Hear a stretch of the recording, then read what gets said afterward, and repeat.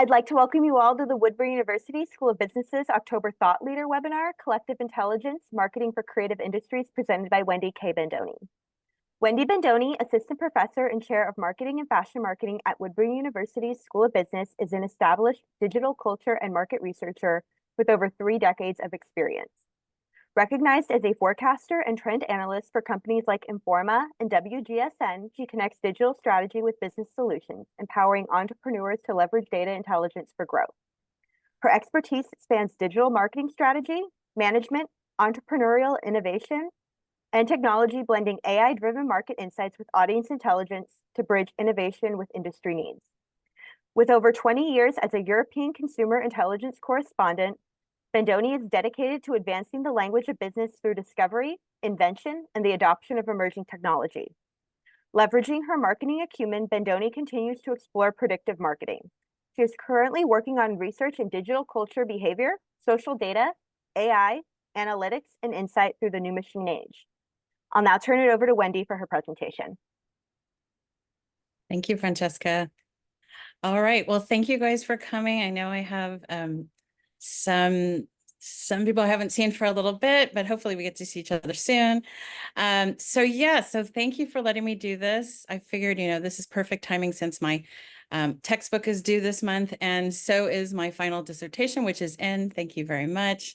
But now what I wanted to do was talk about this idea of collective intelligence. And what I found really interesting about when the flyers were going around the university of some of the feedback I was getting, because there's not much really written, I think on the flyer, what did it say? Drive insight, create impact. So that's very mysterious. Like, what does that mean?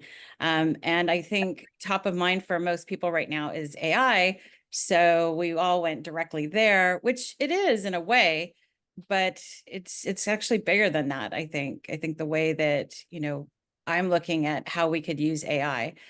So collective intelligence, for me to do this, I feel like I have to follow a little bit of my colleague, Dr. Dumont, and his storytelling process. So I'm going to look at this idea. So why am I interested in a collective intelligence? So collective intelligence for me is this idea of collaboration, and collaboration outside of your discipline. I've always been interested, and I'm not going to exaggerate this, but the idea is when I have a class, when it's filled with multiple different students with different disciplines, we actually get really great conversations. From a professor point of view, that makes a little bit more engaging classes, because there's different purposes for everyone of, whether they're creating it or they're developing a business plan or, new technology that they don't even know exists out there yet.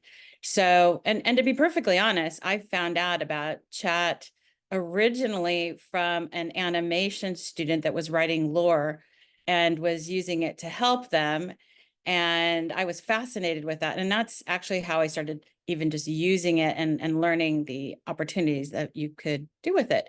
So just to give you a little bit of story of why I am kind of interested in this, is that if we go all the way back to like my undergraduate degree, the area that I was focusing on was the area of marketing and creative industries such as fashion and beauty and lifestyle. And I was really intrigued at, a whole 17 years old of this is what I wanted to do, until I discovered computer science. And I found out that our university had a computer science major. And that was interesting because I also found that that was creative, even though if you asked anyone in business, not in business, but outside of CIS, if they felt that was a creative industry, they may not say the same thing. So I found that already kind of, interesting as I went in. And my professor at the time would always say that I asked questions that he hadn't heard before, because first of all, I was the only female in the whole program, whether it was major or minor, I was the only one in it. And he really appreciated how I would look at things a little bit differently, and that would affect how we would do our coding, what we would create, and what our goals were. So if you fast forward, I spent most of my career doing qualitative research. So my job was I would go to Europe. It was an amazing job. Go to Europe for 20 years, 5 times a year. So I would go Paris, Amsterdam, Dusseldorf, Cologne, Florence, Rome, and then throughout London, and then here and there, Copenhagen. But my job was to observe how consumers shopped, what they did on the weekends, what art galleries did they go to, what music did they like to listen to, how did they shop, did they shop with other people? And I spent a great deal of my career just observing. Fast forward into when social media kind of started kicking in. Actually, before that, even the internet, we started using, you know, if anybody remembers, but before Google, finding things on the internet was quite challenging. There was no page ranking. So you would type in a word and it became really challenging to find anything.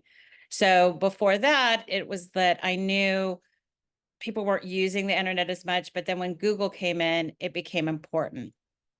So I decided to do my master's on consumers on the internet right in the very beginning, even before the crash. Of understanding how people were going to use the internet, because it was changing the behavior, which meant that it was changing consumers' needs and changing, what their desires were. So I had to figure out, what to tell my clients. So I did my master's in that. And then as things changed, I went from qualitative to quantitative. And each time I went through this change, I never went the straight and narrow line that everybody was kind of, you were either in that discipline and that was your discipline. That was it. I always kind of found myself going to other departments and trying to learn more because I was always intrigued. And before I did the doctorate program, I spent a lot of time, I transitioned to more quantitative data research. So creating cluster analysis, tracking, using audience intelligence, trying to figure out more about consumers through their data points of where they were going online. And I like to clarify, I did not stalk people. This is called research. So we're researching what people are doing, their behavior, because this is also kind of the change of, age agnostic behavior. That didn't mean everybody that was 40 did this particular thing. Someone that was 40 may do it, but someone that's also 18 might like the same product. So we started learning, values, beliefs, but we use data to really track this. And as I started going, there was software that I used. And at this time in social media, social listening was a very common tool that we used. And then we merged into search listening, and then we merged into audience intelligence software, which was, machine learning to the max of understanding behavior. But even with that, it still didn't recognize sarcasm. So that is still something, humor is still very hard for machine learning to kind of understand. So through this process, what happened at this point is that I realized the technology companies that had this amazing software didn't know how to relay that to the industry that needed the software, because at that point it was just too high tech. And for instance, I went to Social Media Week. It was in Santa Monica. It was based around entertainment. So all of entertainment that does marketing management, all of them were in this audience. And I knew this software. It was amazing audience intelligence software. And what that would do was help you understand your audience. So not like Netflix in regards to creating a program to know what other movies would you like, but this software would actually enable you to know what advertisers you could go with because they all liked a certain brand, or it would also tell you, how can we create, maybe greenlight more shows that would pertain to that particular audience. So audience intelligence was fantastic. Well, let's just say the speaker went on the stage and it did not resonate with anybody in the audience. Nobody understood how to use this. Then recently, I also started advising for a startup company, and the same thing. They could code anything I wanted to search. They knew how to do it. But as far as the user experience, this also was not there. So they were missing the mark of how do I reach that audience, which then tells me the idea of technology and tech business companies, as well as consumer-driven companies, were not really working with the audience or working with the community to understand the products that they want. So this then brought in the idea of this journey of going back to school and starting to understand digital culture on a deeper level. I had already studied consumers offline, but I've never, academically studied online consumers, motivations, behaviors, and also the triggers that kind of drive them to different interests. So this is, the degree that I'm finishing up right now, and really just understanding digital culture. But what I am finding is, as an academic, but as well as a consultant, I am spending a lot of time talking to tech companies and trying to help them figure out how to approach whether it's B2B or B2C, who they created these products for, because they don't know how to actually deliver it. They solve the problem, but they didn't know how to deliver it to them.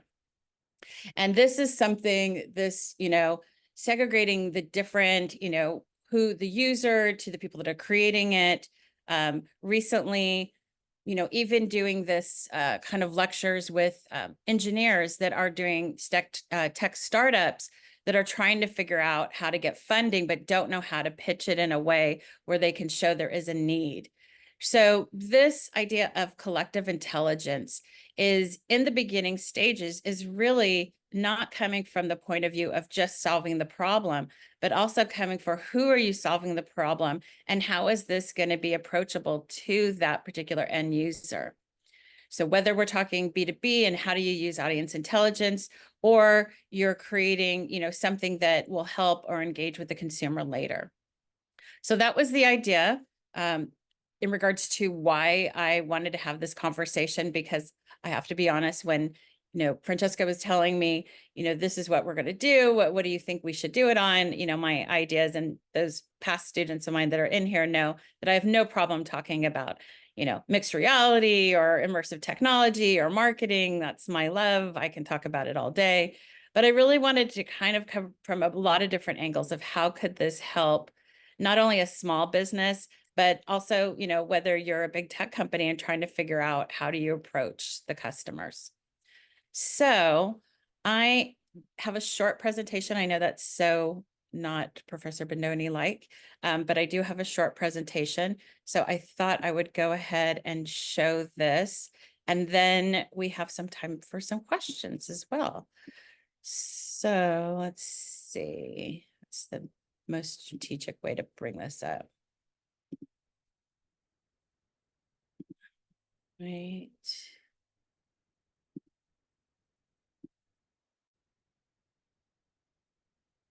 All right, can everybody see? I'm assuming. All right, great, thank you. Okay, so I kind of gave you the background, what I mean by collective intelligence, right?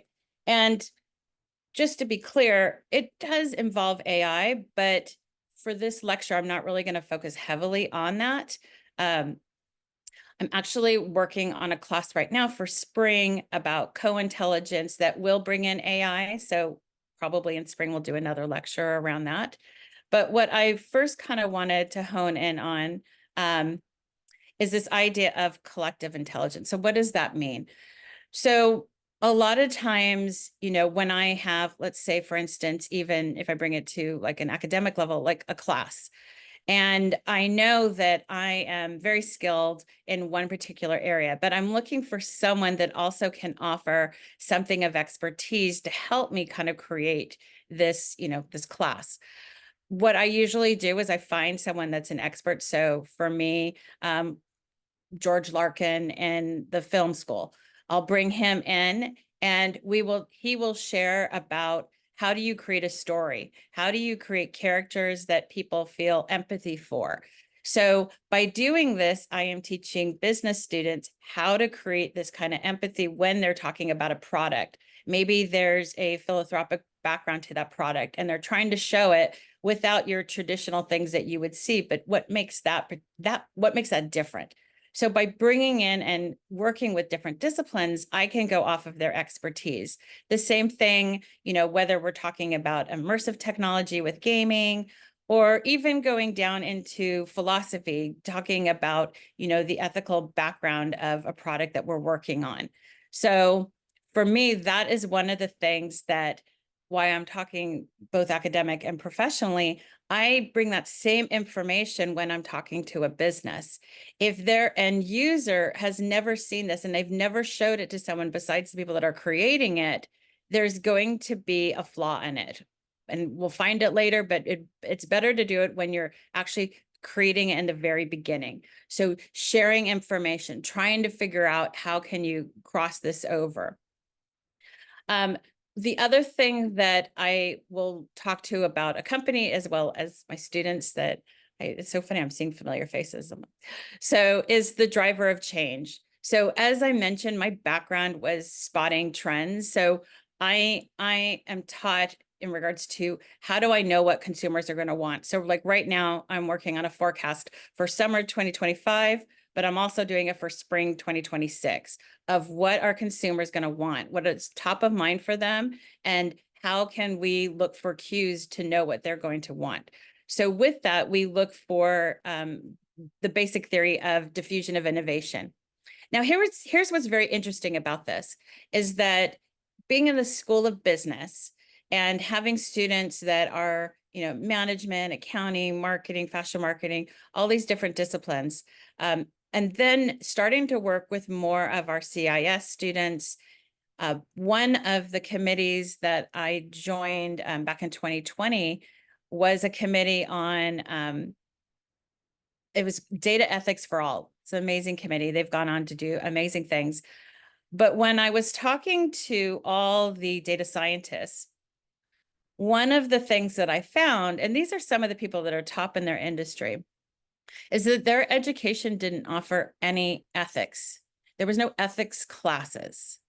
So these are the people that are creating the algorithms to track, behaviors and what people are doing, but they had no background in ethics. So now since then, it has changed, even since 2020, but this idea of, biases in data and how that can be collected. So when we start talking about that and that concern, that actually influences when I'm trying to figure out what consumers are going to want, because we're scared. Just as the word AI, is that going to take my job? Is that something that is going to be better than me? I don't even know how to use it. Like, how can I use it for my business? So if we talk about teaching, whether it's an entrepreneur or someone that maybe is in, management, not thinking they're going to have to use some of these tools, it's better for us to figure out where your area of interest is and collaborate with them early on. So figuring out how we can use this. So going back to the drivers of change, and this is really looking at your end user. Once again, whether it's B2B or B2C, who's the end user of this product? We want to figure out what we call like the zeitgeist. What have they done in the past and how did they transition? I think one of the best ways to look at this, if you were to ask yourself, let's say 15 years ago, 10 years ago, would you jump in a car that had a sticker that said Uber on it? Because that's safe now because they have a sticker that says Uber. No, you wouldn't. I mean, probably some of us still have relatives that they're not getting in a car with a sticker on it. Like my father will still use a taxi. Like that's just his behavior that he learned. That's what he's comfortable with. So even though the technology is there with AI, that does not mean that every single person is going to use it. There's still going to be that concern. So you have to look at the evolution of what other product you're talking about. So in some areas, it's a faster pace. In other areas, it's a slower pace. So as we look at these evolutions, these are just a couple examples, is before I can say this is what consumers are going to want in 2026, even though AI is moving faster than anybody ever expected, you still have humans at the other end that are going to have to understand it, learn it, trust it, and use it in a way that will make a difference. Now, this is also the point where I say you have to learn new technology. If I stopped learning technology, I would have stopped before Google ranking happened. So you have to. It's an evolution, one of the things that I always refer to students and even, consulting, people that have businesses that are fairly big is that you have to always expand your knowledge and learn what are the skill sets in your different areas. So As we go on, this goes into the area that I've been focusing on a little bit more, which is called behavioral economics, which I found really interesting because it's this idea of when we typically think of economics, we're thinking, financial restrictions, political, but in this sense, it's this idea of going more towards sociology, psychology, and this is where I believe a lot in psychographics and understanding behavior online. As we do this, one of the things that we've been seeing for some time, so this is actually pulled from a forecasting company called WGSN, and WGSN, who I worked for 7 years, they do consumer reports on what are consumers doing. So active intelligence, this ageless athlete. So if you think about it, the audience that is running all the social media is, whether they're millennials or Gen Z, if they're targeting an older audience, there's this what they think that learned behavior is. So they think someone maybe in their 60s wouldn't be doing this, but they don't know because they haven't lived it. So what they do is they rely on reports like WGSN to give them a little insight. So this is what I do for brands now, and now going into tech is kind of tell them what is top of mind for their consumer, what's important. They're traveling more. They have a higher, expendable income. So they're starting to do more things. So understanding all these will also help you as a business and working with your team. So a lot of teams now, instead of buying the audience intelligence software, now have actually got advisors that help them and also learn about the behavior in this process. All right. Hope everybody's doing good. It's not 46 slides, so nobody gets scared. Okay, we're not even going that far. There's more slides than needed. So, cross-pollinating is another process that we saw with Harvard Business Review. They have iLabs, which is innovator labs. So I look a lot at innovation labs, think tank labs, like what are they? These are the next new people coming around. So when we look at things like this, we look at how can business use this? What is the creative way that businesses can use this? And for me, it's once again, this kind of crossover. So in engineering, I was reading this theory around creative constraints, which then when I dug a little bit further, it actually was also being talked about in the art realm. And then after that, it then transitioned into the business realm as what constraints do you have and what do you have to solve and how are you going to solve it? So thinking out of the box. Now, for me, one of my favorite things to do in class and also with businesses is give them a bunch of Post-its and have them all try to think if they're on the same page when they're trying to solve a problem. And most of the time you will find that everybody is on a different page, especially with a company. Not as much with classes, but when you're with a company, everybody kind of has different visions, which I found very interesting. So at the end, I'll also tell Francesca that we can make a list to some of the links. So there's some really great papers on cross-pollination that I think would be good. Once again, whether it's an established business or a startup business, I think there's some great ideas of how do you do it within your business. So the papers are written a little bit like Simon Sinek, Start with Why, that kind of mentality. But I think it's a great idea to within your company to also start expanding. So there was a lecture that was done by, she was the I forget what one of the divisions at Google that ran innovation for them. I can't remember the exact division. I will put it in the link because I will give it to you later. But then she went on to work for the government and technology and advances.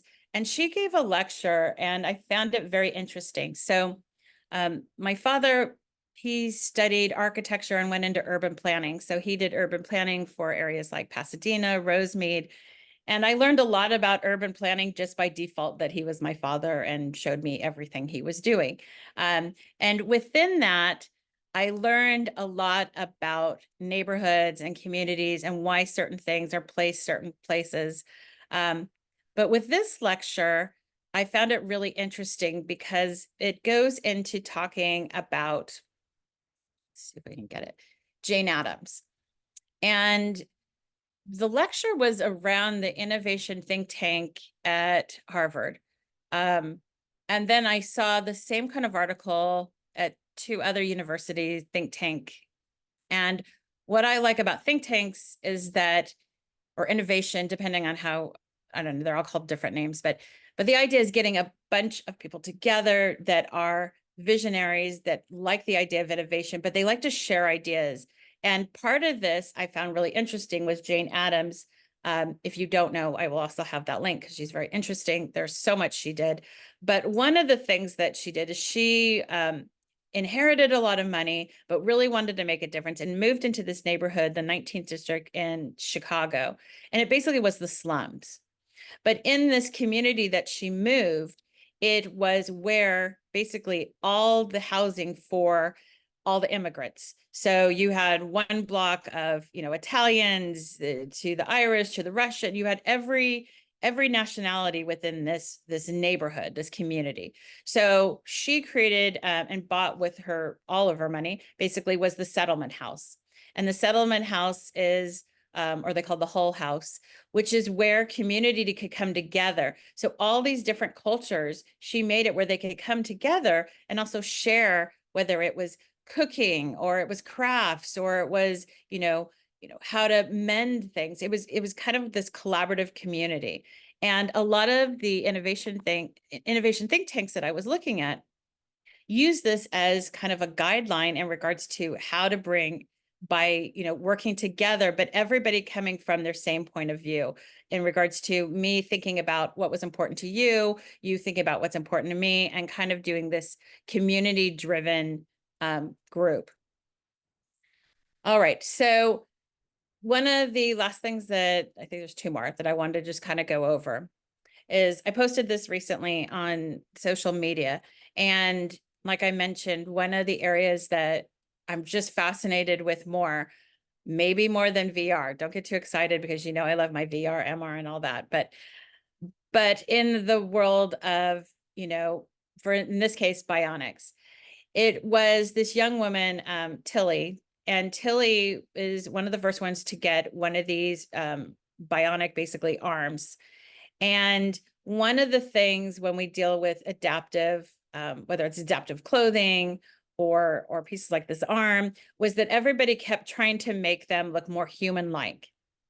And the purpose of that was to make other people feel more comfortable because was their goal, to fit in.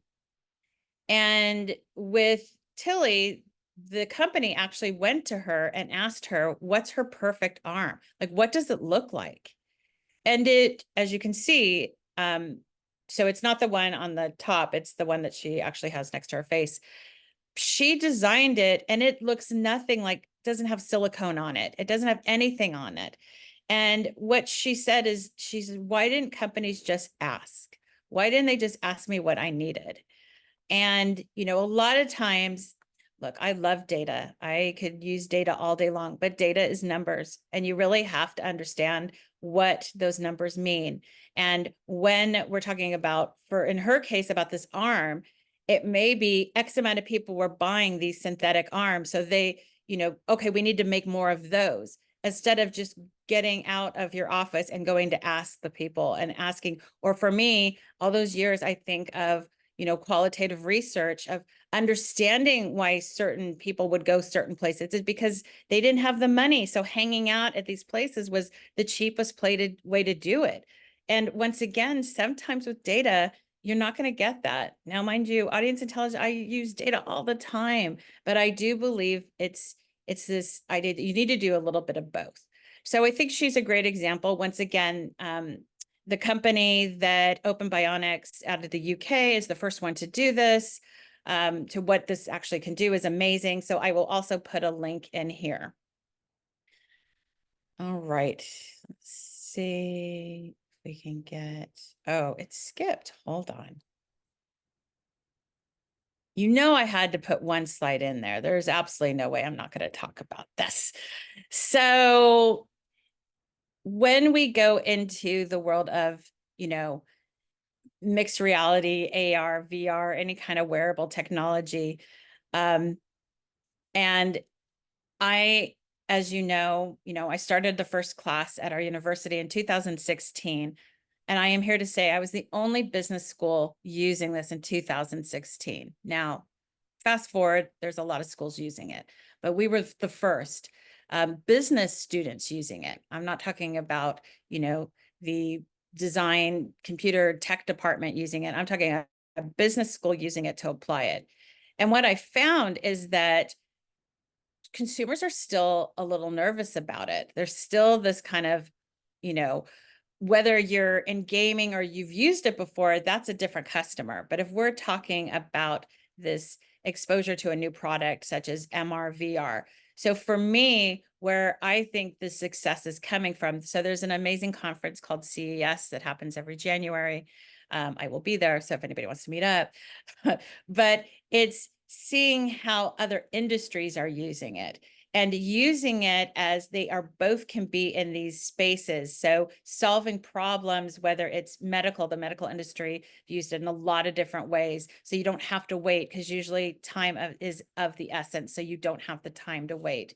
So having, technology be in that realm, I think is something that once consumers see it, it will also start to trickle down to consumers will be used to it, comfortable with it, and then this will be something that they could apply. So as much as I love it in other spaces, like we even worked with holograms last semester, I think there's a lot of great ideas, but this has been around. So as from the marketing standpoint and the business standpoint, we have to figure out what can we do to make consumers feel more comfortable and see the possibilities of it. All right, so this kind of ends where I wanted to leave us in regards to why did I come up with this idea? Why do I think it's important? And, at one point in my career, I think I spent a lot of time trying to help, the design industry figure out, how to get the right product in the right place. And I feel as time has evolved, my interest also in technology and trying to figure out how I can help graphic designers, how I can help, costume designers, and how I can help these startup companies figure out, maybe what we need to do is work us on a focus group, because a lot of them are like, well, let's just redo the whole website. I'm like, that's not it. You're missing, yeah, as Simon Sinek, you're missing the why behind the company before we can move forward. So I'm going to kind of leave it there and see if we have any questions. Don't all run. Brian, don't make me call on you. You don't have anything for me? No, I do. I'm trying to see how I can ask it. Okay. I've been taking notes. So. Okay. Well, I guess the idea, and I've definitely seen a lot of changes. I mean, if you look at any industry right now, we've seen more collaborations this year than we've ever seen. I think that if you were to say, what are the trends across the board in all industries, it's collaborations. So this is definitely not something that isn't being done. I think in academics, we're starting to get there a little bit more. I've noticed, even some of the things that I'm reading right now, I can also put a reading list. If you guys want anything that I showed, maybe put that in the chat. That's helpful, just in case I miss something or I don't put it. So I will definitely put some links up there for you to learn more about that as well. But any questions anyone has? Oh, yes, Brian, do tell me. All right. I just had to write it down instead of just saying it. Okay.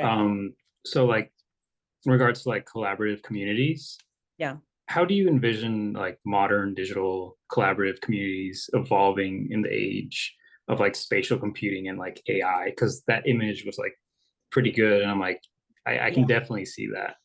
Yeah, I mean, look, as far as a learned behavior is that the consumer that's going to do it, they're already going on Discord, right?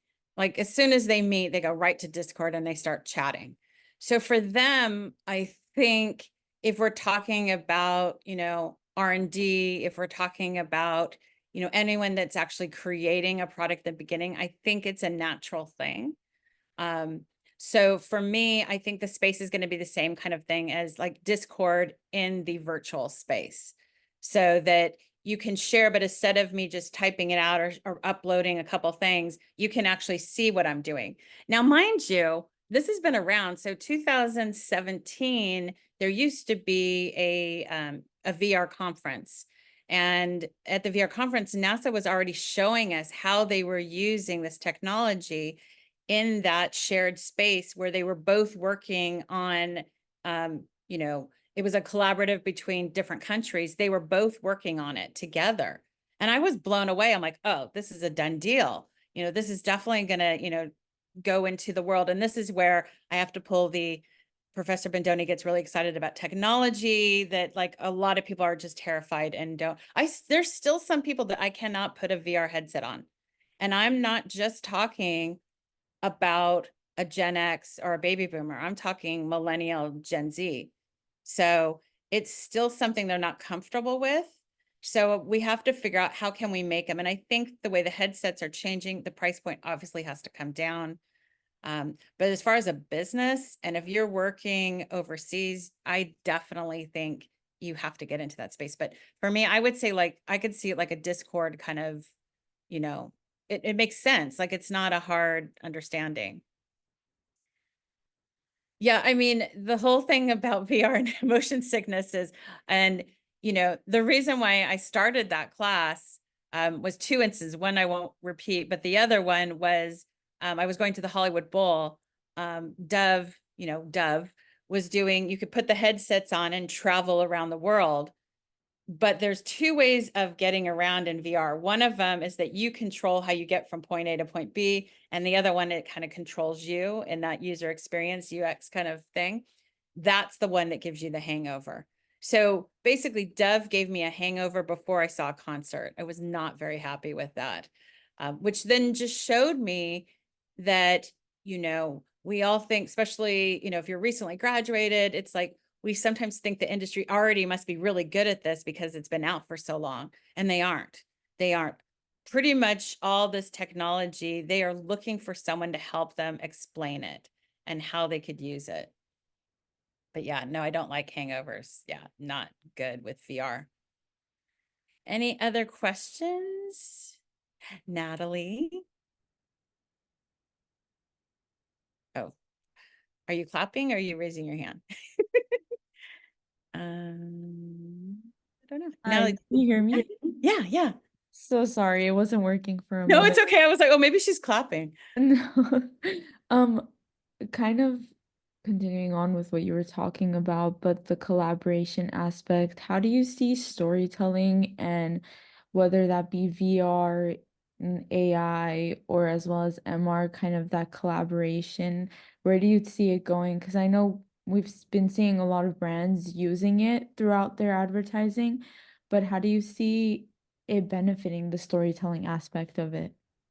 Well, I mean, I think there's a lot of different, you know, I love this too. So, um, you know, a lot of times when you're trying to show like the public or you're trying to show someone that hasn't seen your product or even, you know, like I mentioned, like some of the pitches, when you can use VR, the great thing about it, one of the great things about it is that you get 100% of that consumer's attention. Okay, that doesn't really exist anymore. I mean, we all know the stats, right? It's like 6, 3. I don't even know what it is at this point. Like it's really hard to get someone's attention. So if you have someone's full attention, and this is AR, so mixed reality, you can kind of see, you can see through. But if we talk about like, I'm sorry, VR. So with this, you have their full attention to basically tell your brand story, to show them why, whether it's a product or an experience or anything that you're trying to kind of show them, 100% of the value. But one of the things that we've learned over the years using, you know, VR, just like was mentioned with the, you know, the hangover, is that you are limited on time, but you're limited on time because you do start to, your sensory does start to change a little bit in there. So you don't want to leave them in there too long.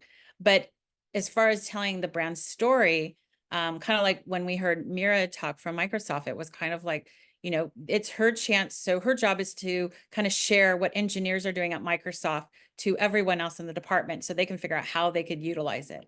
So if we're using VR as an experience where we can talk about a product, we can show, you know, obviously, you know, like I'm in the world of like luxury watches. So I can show all the movements. I can really take them through the process so they feel like they're there. As opposed to a lot of times, you know, well, we have the top race car driver, so why don't we put VR and they can drive with the race car driver? Okay, can we all agree that that probably wouldn't be a great experience? Putting on a VR headset and feeling like you're in a race car, like that would make you sick. But if we used VR so they could see the back end of the company, so if we talk about watches, all the movements, the pride, also the pride that you would capture. So a picture is 1,000 words. I mean, video is even more. And then you feel you're there, that's even more.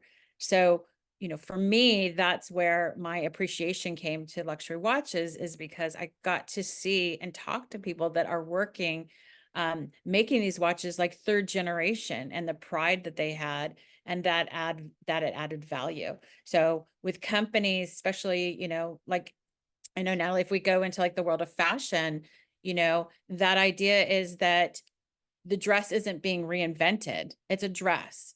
So why and what do you have that makes me want to buy that product from you or become a brand loyal? And using VR can actually capture that empathy, that emotion, so you can understand, you know, why that dress is unique to what you're designing. Did that answer? Was that good? Yes, thank you Okay, so great. much. Yeah, no worries. Used to help with AI advancements. So, you know, for me, it's funny because as I prep for this class, for next semester, you know, I'm finding, well, I actually just worked on a petition with AI right now, to protect creators. So I'm a part of the American Influencer Council. I'm one of the board members, and we're working on protecting our content creators, as well as our artists of what they're creating. So we looked a little bit at what SAG had done, and just trying to make sure if you are creating something that if you sign a contract that you are being protected. So I find that I'm spending a lot of time also, you know, working on understanding what AI is. At the same time, you know, in K-12, I've spent a lot of time trying to educate the teachers that are teaching the students to help them, so everybody doesn't just start banning it. Because as I've mentioned before, you know, if we start banning AI, it's like social media. You can't ban it. It's a part, it's a plugin for pretty much, you know, Word now, Grammarly, searches. I mean, it is a great tool. It's just we have to teach how to use it. So I think that's really important. But I can also give a list of like a couple different AI that I recommend. But it's also helpful if you put in the chat what you might be using it for, because that would also help me, because AI is huge. It can do a lot of things. So, utilize AI. Yeah. Yeah, no, yeah. So when we think about AI, we have to think on both sides. And the class that I'm creating, I'm trying to get a bunch of different, of departments involved and students. So whether they are architecture, management, accounting, fashion design, graphic, gaming, and the class is basically going to be figuring out in every industry how the pros that it can help us. Because as a small business, there's a lot of things that can help you, a lot. And it's really great for you guys because it's hard. And then at the other side, like where our jobs will be lost. There will be jobs lost. Every time we have any kind of tech or any kind of advancement, there is loss. But the idea is if you know your industry, you also know where the benefits are. So by the end of next semester, I'll definitely make sure that Francesca sends out a letter where we can invite whoever wants to come and listen about how we're using AI in different industries. So, and then the end of this semester, we have Innovation Think Tank. So we're also going to talk about what consumers are going to want in 2026 from baby boomers, Gen X, millennials, Gen Z, and Alpha. So in 2026, what are there going to be interests, whether it's hospitality, down to entertainment, fashion, you know, what are they going to be looking for? So any other questions? Yes. Oh, Brian, I missed you. Yeah, so going back to like cross-pollination, Yeah. um, I did wonder, so how can like companies or industries like effectively promote cross-pollination of ideas without diluting the core brand or losing focus of their niche market? Because there's many times that you run into the issue of like a too many cooks situation. And so Yeah. at what point do you gauge where to stop, or whether every bit of advice is valuable? Well, one of the things with that is that I don't know. I'm going back to like we were just working on some strategy on how to do a product launch. And even with that, you have to work with other departments, because someone that's running your social media is also not somebody that's doing the tangible collateral that's going out, then doing the, I don't know, product placement. Like you have to work with all those teams anyway, right? They're already everybody's going out. But the idea is that team also needs to work with the team that's creating the product and figuring out what the needs are. And, how do you word that? You word that in a way like, what problems could we solve? And how do you envision this? So instead of putting words in their mouth, and here's the thing, a lot of times we go right to surveys, we go right to that. But the person that's selling it to them, I mean, this is why I think a lot of brands still have storefronts, because you get to talk to the people and you get to really find out what's important to them. And then taking whoever that is and working with the other teams, that's going to help you create a better product, instead of the team relying 100% on the data and not having someone within their company that can help them also get an idea. And I think you start small, depending, it depends on what kind of company, but you start small and you figure out, what did we meet our needs faster? Was there better responses? So I think that's the process. So typically, instead of just doing the survey and then putting out, a test product before your big launch, I think doing this all in the beginning is one of the trends that I can definitely see happening. And the reason why I keep talking tech, I mean, I always love immersive technology and social media and all of that, but I'm finding more engineers reaching out to me than I've ever in my whole career. And part of that is they didn't have the training with business. So then, of course, the first thing I do is look at business schools and or tech engineer schools, and I'm like, do they offer business classes? And it's usually like one or two, not a lot. So not knowing like how to negotiate, how to, it's basically, could you go on Shark Tank? Would you survive? Could you really pitch like where you're at? And I find that really interesting if that's happening. So, all right. Is there a question here? Data privacy. Yes. So, um, as I mentioned, I work a lot in luxury watches, which means I work with the Swiss. So in Switzerland, let me tell you, I've been presenting to them since 2017. It is 100%. Where did you get that data? Like even any of my presentations, everything I have, like I just did last November in Switzerland, I just did a presentation on, I was trying to show them that their audience was more open to experiences. So I did more of like a psychological kind of study on them online to see their behavior patterns. And then I could show them this is why, but I had to show them where that data came from.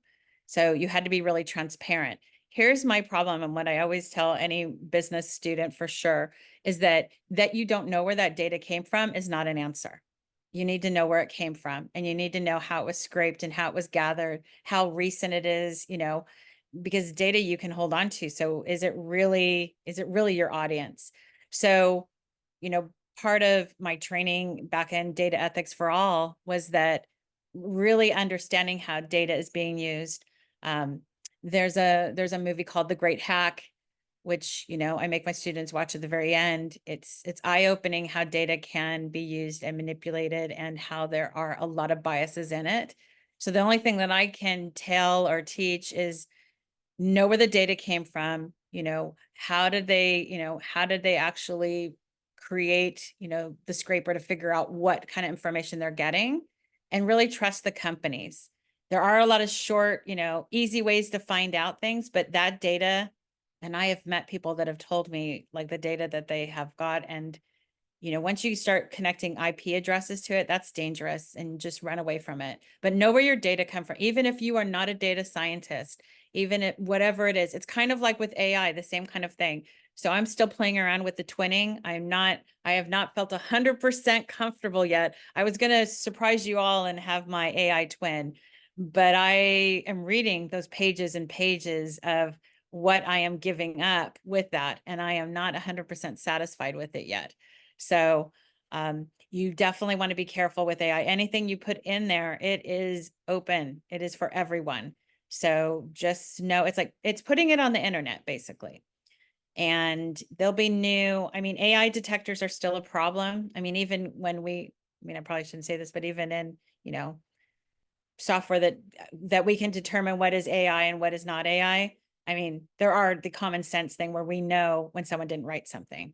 But at the same time, you know, if you're going for a job and you use that, just know that will hurt you. Don't do that. Or with a client or on social media, there's certain keywords that actually changes the algorithm. So you might be sending your clients to other people.